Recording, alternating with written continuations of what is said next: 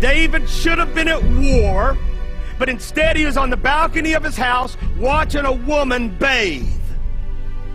He lusted over her, called his people, said, go get her, I want her. He took her, had sex with her, and then he realizes that he's in a big mess. This girl gets pregnant. He's got to do something about this. So Uriah the Hittite, who is the husband of Bathsheba, David brings him in, wants him to lay with his wife and, you know, sort of fix things. Boy, we try to fix stuff, don't we? From the very beginning, we sowed fig leaves. From the very beginning, we try to fix our sin, try to cover up our sin. You can't cover it up. You got to get it washed clean. God's got to take care of it. So Uriah the Hittite, eventually, David sends him to the front line and has the husband killed. Okay, so now David is an adulterer and a murderer. And in 2 Samuel chapter 12, verse 1, look at this. Then the Lord sent Nathan to David, prophet. And he came to him and said to him this story. There were 2 men in one city, one rich and the other poor. The rich man had exceedingly many flocks and herds, but the poor man had nothing except one little ewe lamb which he had bought and nourished, and it grew up together with him and with his children. It ate of his own food and drank from his own cup and lay in his bosom, and it was like a daughter to him. And a traveler came to the rich man who refused to take from his own flock to prepare one for the wayfaring man who had come to him, but he took the poor man's lamb and prepared it for the man who had come.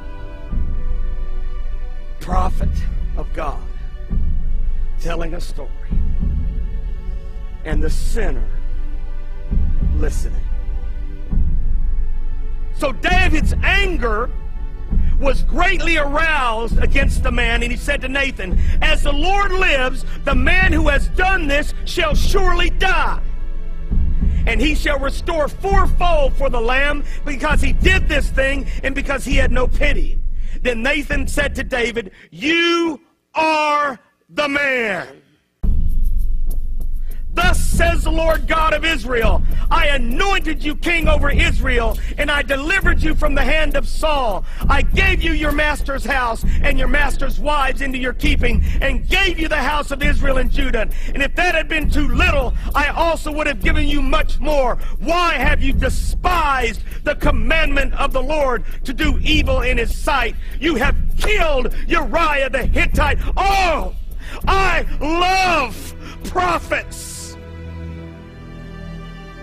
And I love preachers of righteousness.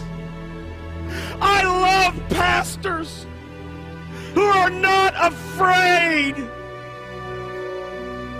of their people.